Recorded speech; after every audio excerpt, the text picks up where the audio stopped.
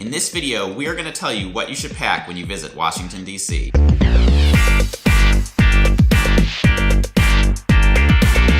Hello, welcome to Trip Hacks DC. My name is Rob. I'm Allison. I'm a fellow tour guide and avid traveler. And if you're coming to Washington, D.C. and you're looking for the best tips, tricks, and hacks for exploring the city, make sure to subscribe to this channel and hit the bell notification icon so that you don't miss any new videos. And if you're interested in taking a Trip Hacks DC tour, head on over to triphacksdc.com afterwards to see the tours that I offer. In this video, Allison is going to help me tell you the best things to pack for your trip.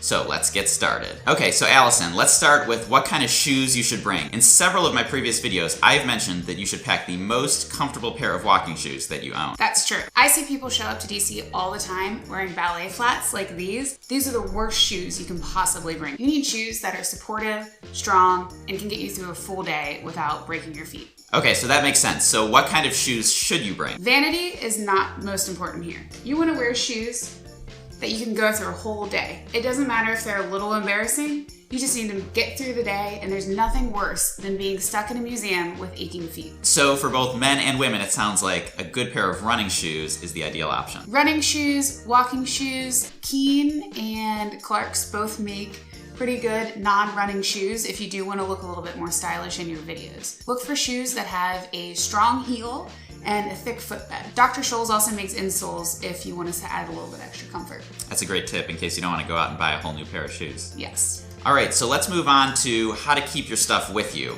A good backpack or a purse is going to be needed when you visit. You don't want to be lugging around a bunch of things in your hands. You're going to want your hands free for eating and pointing and taking pictures. A backpack. What kind of backpack would be a good option for people to bring with them? Well, you want one that is, here's my travel backpack.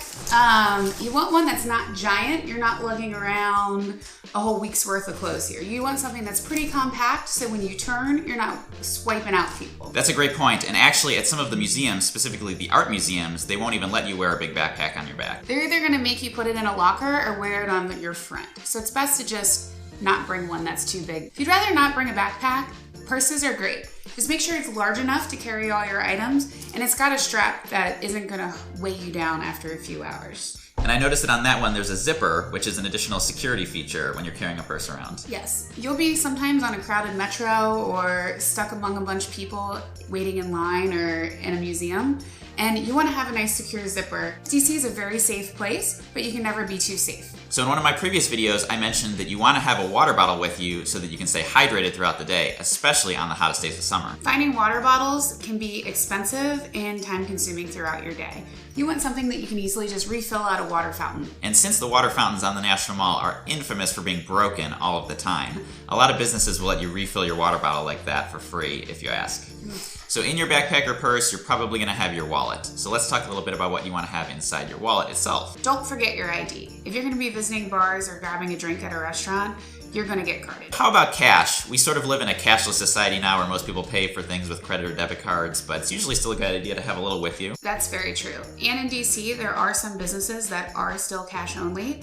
And it's always good to have enough cash on hand for small transactions, and also if you want to tip somebody at the hotel or a tour guide. Okay, so this next one is important if you are a big smartphone user. I see people sitting in Starbucks or a dark corner in a museum near an outlet all the time trying to charge their devices. That's no way to spend your vacation. So it's worth to pack a power bank like this or a replaceable battery if your phone or device has a replaceable battery so that you don't have to spend time recharging during the day. Even if you check the weather and it says that it's not going to rain, sometimes, especially in the summer, a pop-up storm can happen. Yeah, so those storms in the summer, you can get a huge downpour in a really short period of time, and it seems to come out of nowhere. So I personally always carry a small umbrella on me whenever I go out in DC. Okay, so one thing that a lot of people don't realize when they get to DC is that there are a lot of allergens in the atmosphere here. DC is known for our famous flowering trees.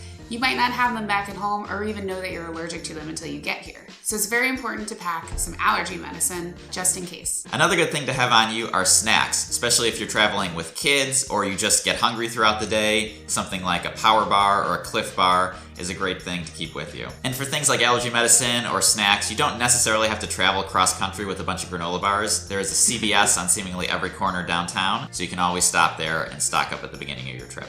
Okay, so let's talk about a few things that you want to pack depending on what season you're visiting. If you're coming in the summer, be prepared to be outside. Sunscreen, hats, and sunglasses are a necessity. I know personally whenever I go out in the summer or I'm giving a tour, I have all three of these on me. And in the winter, even though we do have generally mild winters, it still does get cold here. And this is especially true if you're coming from a warmer climate and you're not used to it. You can never be too prepared here. Pack a coat, scarf, hat, and some gloves. And you can always take them off if you get a little bit warm. And if you're coming from the Caribbean or some climate where you don't even own a coat, you can bring sweatshirts and jackets and layer them up to create a bit of a coat. And don't feel too stressed out about all of this. If you forget something, you can always stop and buy it once you get here. If you do happen to forget something or it gets cold unexpectedly, right downtown, conveniently, there's a Macy's, an H&M, a Gap, and all kinds of stores that you can pop into. And that's it. Thank you for watching this video. If you found it helpful, you can subscribe to this channel by clicking on the Trip Packs DC logo, which is popping up right now at the bottom of the screen. And if you're coming to DC and you want to take a tour, you can click on the Capitol Dome on the left side of our heads. That'll take you over to trippacksdc.com, where you can see the tours that I offer. Enjoy your trip.